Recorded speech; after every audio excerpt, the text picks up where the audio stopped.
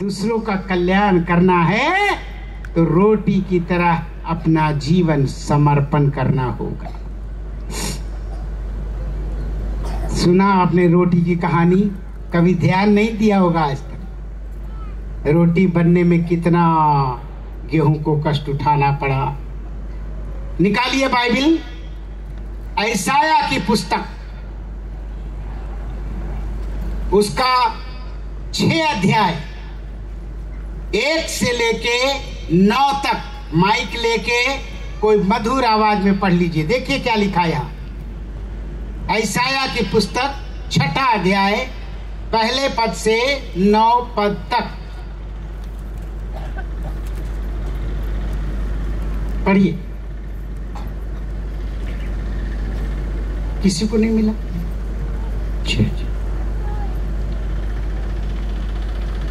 जिस वर्ष उजिया राजा मरा, मैंने प्रभु को बहुत ही ऊंचे सिंहासन पर विराजमान देखा और उसके वस्त्र के घेर से मंदिर भर गया। उससे ऊंचे पर सराप दिखाई दिए। उनके 6 पंख थे। 2 पंखों से वे अपने मुंह को ढांकते थे और 2 से अपने पांवों को और 2 से उड़ रहे थे। वे एक दूसरे से पुकार पुकार कर कह रहे थे, सेनाओं का यहोवा पवित्र पवित्र पवित्र है। सारी पृथ्वी उसके तेज से भरपूर है। और पुकारने वाले के शब्द से डेवड़ियों की नींवें डोल उठी और भवन धुएं से भर गया। तब मैंने कहा, हाय हाय, मैं नष्ट हुआ, क्योंकि मैं अशुद्ध होंठ वाला मनुष्य हूँ और अशुद्ध होंठ वाले मनुष्यों के बीच में रहता हूँ, क्योंकि मैंने सेनाओं के यहोवा महाराजाधिराज को अपनी आंखों से देखा है। तब एक साराप हाथ में अंगारा लिए हुए, जिसे उसने चीमेट से वेदी पर से उठा लिया था, मेरे पास उड़कर आया। उसने उससे मेरे मुख को छूकर कहा, देख, इसने तेरे होठों को छू लिया है, इसलिए तेरा अधर्म दूर हो गया और तेरे पाप क्षमा हो गए। तब मैंने प्रभु का यह वचन सुना, मैं किसको भेजूं और हमारी ओर से कौन जाएगा? तब मैंने कहा, मैं यहाँ हूँ, मुझे भेज। उसने कहा, जा और इन लोगों से कह, सुनते ही रहो परंतु न समझो, देखते ही रहो परंतु न बूझो। बस, धन्यवाद। ध्यान से सुनना।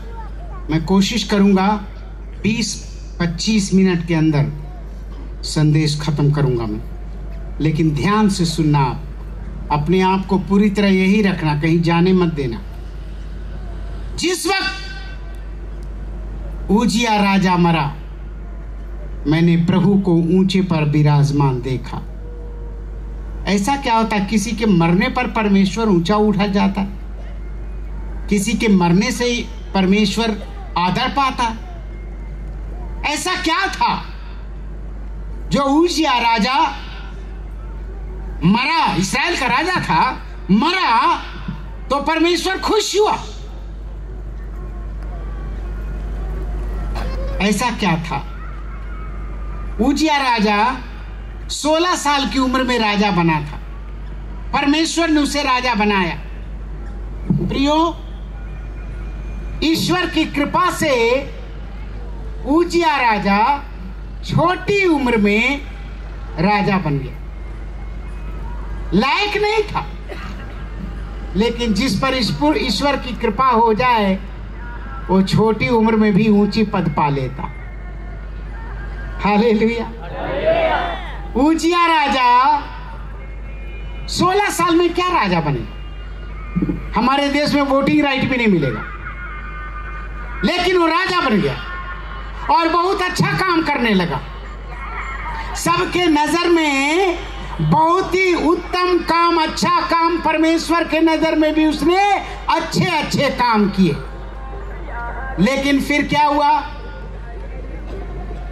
जब वो बड़ा बन गया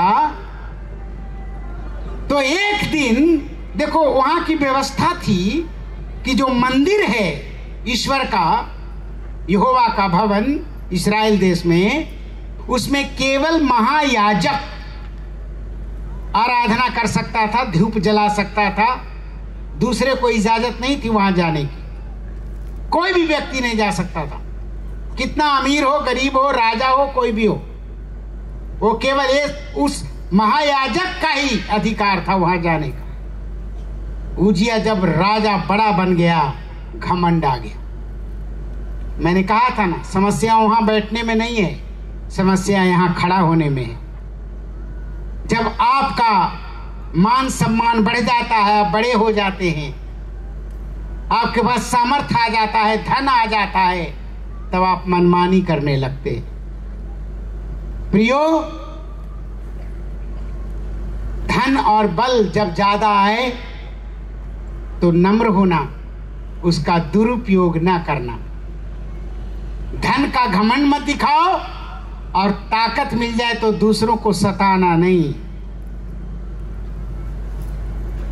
विद्या विवादाय धन्यम मदाय शक्ति परेशान परिपीडनाय खलस्य साधोः विपरीत मेदत ज्ञानाय दानाय च रक्षणाय। सब संस्कृत में मैंने पढ़ा है। जब ज्ञान हो तो दूसरे को मदद करो, सलाह दो, मूर्खों को ज्ञान दो, ना समझों को समझदार बनाओ, और धन हो तो दान करो, लोगों की मदद करो। लेकिन मनुष्य क्या करता है, जब उसके पास धन आता है घमंड करता है, बल आता है तो दूसरे का जमीन कब्जा कर लेता है, छीन लेता है, अहंकार आता है, दुरुपयोग। उजिया राजा ऐसे ही किया, मंदिर में घुस गया, मैं दीप चलाऊंगा। महायाजकों ने रोका, राजा ये तेरा काम नहीं है, ये हमारा काम है। वो नहीं माना, अंदर घुस गया, और जैसे घुसा उसके माथे पे कोढ़ निकल गया, कोढ़ फूट गया, कोड़ी हो गया वो।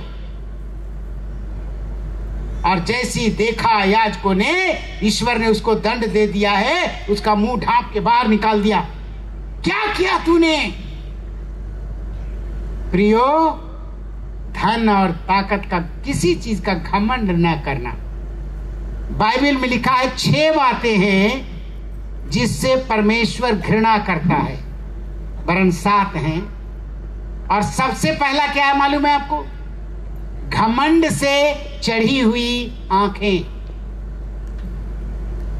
झूठ बोलने वाली जीभ, और तीसरे नंबर पर है हत्या, निर्दोष का लहू बहाने वाला हाथ। इसका मतलब ये नहीं कि वो कम पाप है हत्या करना, लेकिन सबसे बड़ा अहंकार को कहा गया। जब घमंड आता है तो कोई भी कुकर्म कर सकता है आदमी। घमंड को मौका मत देना। ईश्वर जितना आशीष दे उतना ही झुक जाना। नमन्ति फलेन वृक्षा नमन्ति गुरिनो जना, न नमन्ति शुष्क काष्ठानि नमन्ते न मूर्खान च। इसका अर्थ है, पेड़ में जितना फल भरता है, जितना ज्यादा फल आएगा उतने ही डालियां झुक जाती है। जितना आम का फल उतना डाली नीचे।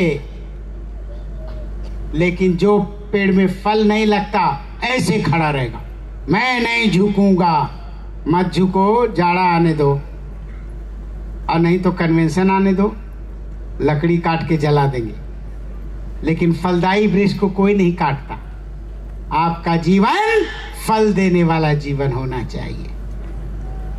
इसीलिए उजिया पापी, घमंडी, कोढ़ फूटा हुआ जब मरा, ईश्वर ऊंचे पर विराजमान दिखाई दिया। हालेलुया। परमेश्वर पाप बर्दाश्त नहीं करता, पापी को बर्दाश्त कर लेगा। पापियों से प्यार करता है, पाप से नफरत करता है। इसीलिए यहां लिखा है, जिस वर्ष उजिया राजा मरा, परमेश्वर ऊंचे पर विराजमान दिखाई दिया। और क्या हुआ, 6 स्वर्गदूत, 6 स्वर्गदूत, उनके ये 3 स्वर्गदूत 6 पंख वाले, ये स्वर्गदूत 3 और 6 पंख। अब सोचो 6 पंख वाले, 2 से पैर ढांपा है, 2 से मुंह ढांपा है और 2 से उड़ रहा है। मैं सोचने लगा ये पैर क्यों ढांपा है? स्वर्गदूत देखा है आप लोग? कोई देखा है कि नहीं? नहीं देखा, मैंने देखा है।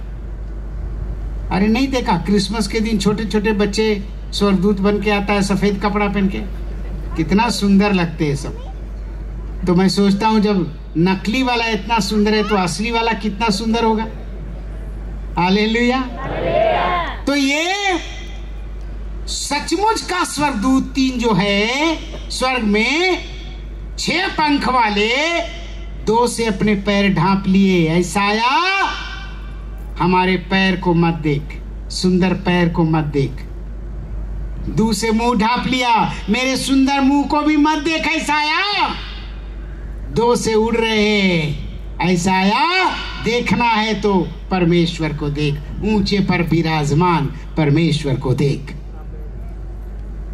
प्रियो, कभी भी अपना सम्मान मत करो।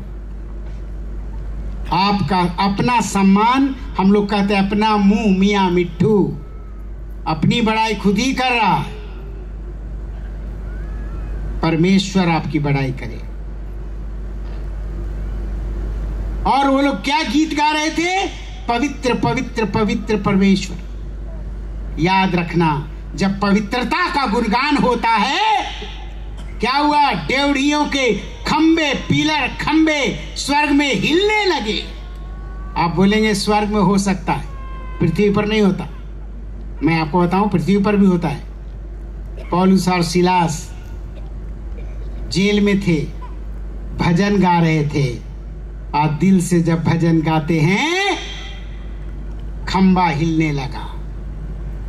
वहां पर भी दीवारें टूट गईं, बाइबल में लिखा है। इसलिए प्रियो, जब आप भजन गाते हो, आपके तन से ज्यादा मन हिलना चाहिए। सुना आपने? शरीर से ज्यादा आपके हृदय में।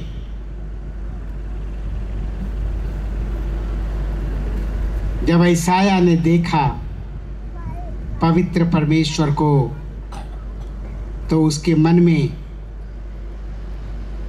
कायल हो गया। अगर आप इसके पहले वाला 5 अध्याय को पढ़ेंगे तो बार बार सबको बोलता है, पढ़ने की जरूरत नहीं। हाय तुम पर, हाय मुझ तुम पर, हाय तुम पर। जब यहां प्रभु को देखा तो उसने कहा हाय मुझ पर, मैं नाश हो गया। जब पवित्रता का संदेश सुना, पवित्रता का भजन सुना, पवित्रता का, परमेश्वर का पवित्रता का परिचय उसने देखा, हिल गया। उसने कहा मैं तो अशुद्ध होठ वालों के बीच में रहता हूं, यानी अपशब्द बोलने वाले। उसकी संगति गलत थी। प्रियो, ऐसे लोगों के साथ मत बैठना जिनकी जुबान ठीक नहीं, क्योंकि आप भी वही भाषा बोलने लगोगे। मनुष्य के पास नकल करने की आदत है। जो देखोगे, जो सुनोगे, उसी का नकल करोगे। यही सब हुआ। यशायाह बोला मैं नाश हो जाऊंगा, लेकिन जैसे उसने कहा मैं वो अशुद्ध होठ वाला मनुष्य हूं, याद रखिए, जब हम अपने गुनाहगारों को मान लेते, गुनाहों को मान लेते, पापों को मान लेते, अधर्मों को मान लेते हैं, अपने छिपा हुआ जीवन नहीं रखते, जैसे वैसे प्रभु के पास मान लेते हैं, प्रभु उसका इंतजाम कर देता है। और क्या इंतजाम किया प्रभु ने? एक स्वर्गदूत गया, पवित्र वेदी से पवित्र अग्नि को लाया और उसे होठे को छुआ दिया, शुद्ध कर दिया। हालेलुया। याद रखिए, आग सोने को जलाता नहीं, निखारता है, कचरा जल जाता है। आग शुद्धता का प्रतीक है। यशायाह के होठ को आके छुआ दिया और उसने कहा ले अब तू शुद्ध हो गया है। हमें नहीं मालूम अब के अंदर कौन सा गुनाह है, कौन सा पाप है, कौन सा अधर्म है जिसके बंधन में आप हैं, आप जान। यशायाह का पाप था, अशुद्ध होठ वालों के बीच में रहता था, अशुद्ध बातें बोलता था। 5 पद को पढ़िए, देखिए क्या लिखा है। 6वां अध्याय 5 पद। यशायाह ने कहा, हाँ, हाय हाय मैं नष्ट हुआ, क्योंकि मैं अशुद्ध होठ वाला मनुष्य हूँ हाँ। और अशुद्ध होठ वाले मनुष्यों के बीच में रहता हूँ। यानी मेरा भी अशुद्ध होठ है, भजन करने वाला नहीं, कीर्तन करने वाला नहीं, वचन पढ़ने वाला नहीं, मेरे होठ से गालियां निकलती हैं, अशुद्ध है, मैं नाश हो गया। याद रखो, पाप की मजदूरी मृत्यु है। अब 7 पद को पढ़िए, देखिए क्या लिखा है इसमें, 6 और 7। तब एक सराप हाथ में, सराप मतलब स्वर्गदूत, हाँ, हाथ में अंगारा लिए हुए, जिसे उसने चिमटे से वेदी पर से उठा लिया था, हाँ, मेरे पास उड़कर आया। उसने उससे मेरे मुंह को छू कर कहा, देख इसने तेरे होठों को छू लिया है, इसलिए तेरा अधर्म दूर हो गया। हालेलुया। याद रखना, हम सब उजिया की तरह कभी न कभी घमंड में आए, कभी न कभी यशायाह की तरह हमारे होठों पर भी गलत बातें आईं, हमने भी बुरे विचार किए, मन में गलत सोच आया।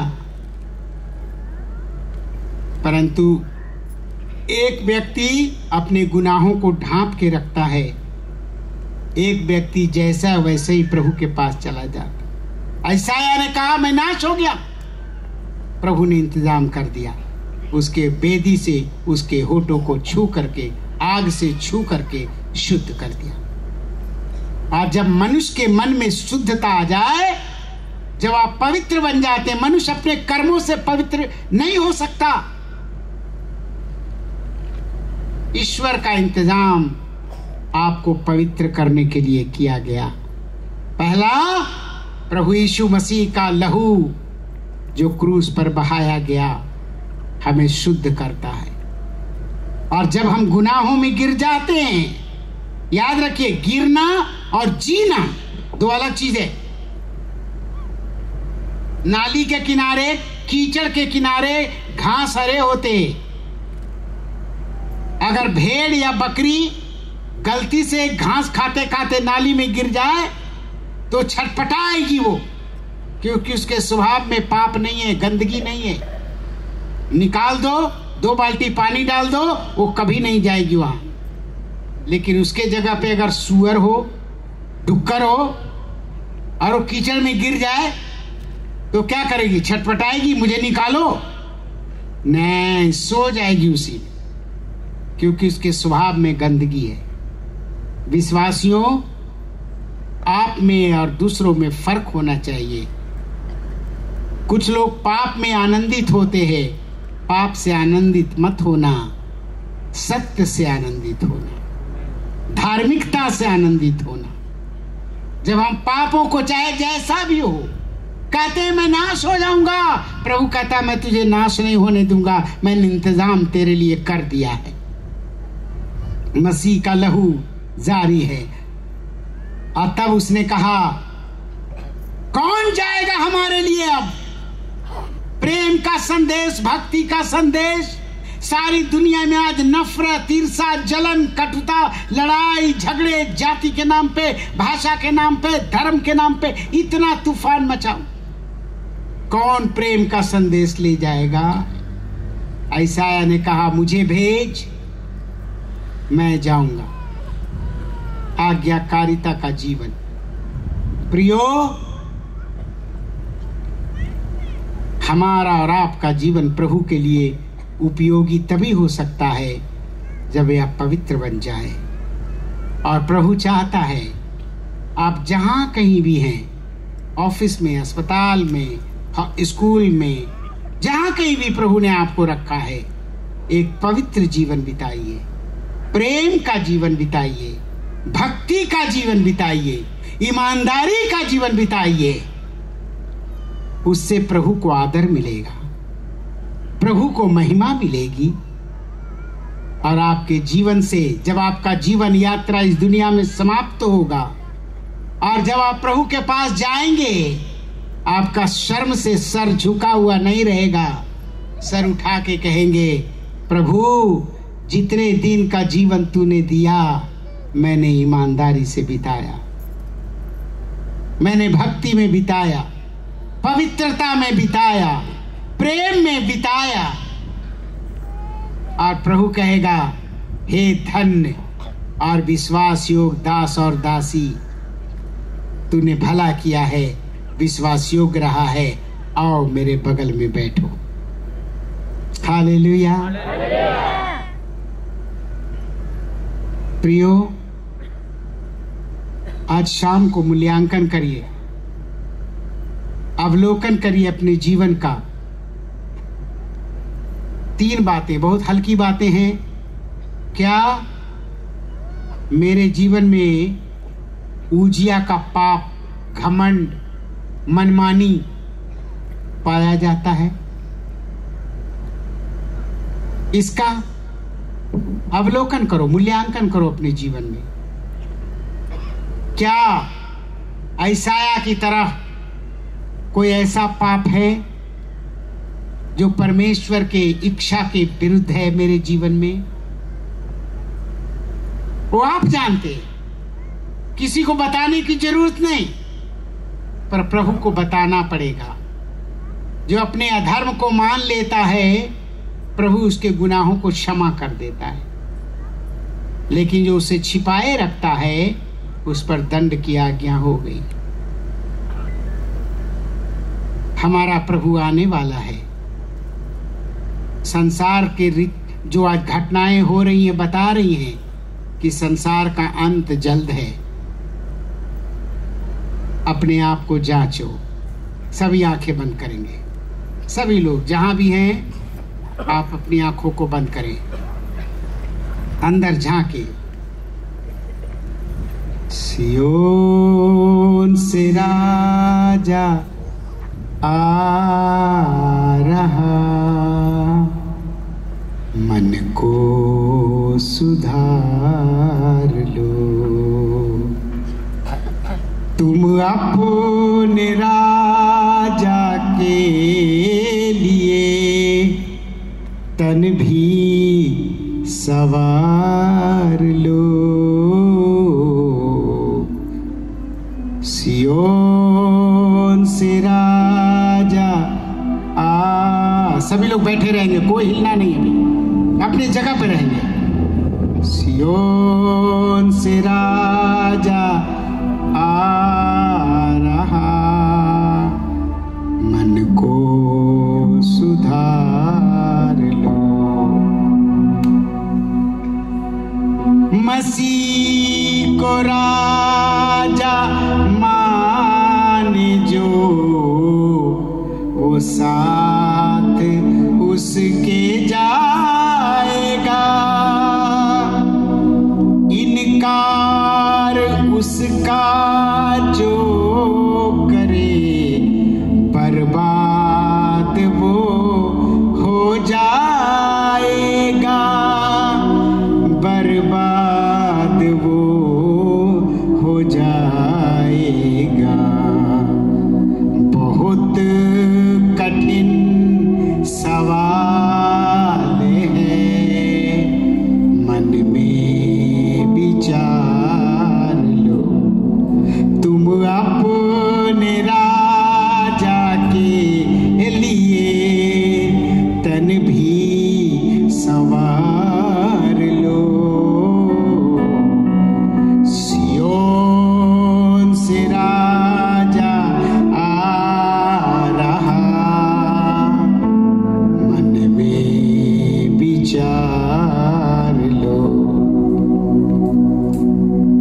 इस वक्त यदि प्रभु ने आपसे बात किया है और आपको लगता है ऐसा कि नहीं, आपको मन फिराने की जरूरत है, आपके जीवन को बदलने की जरूरत है।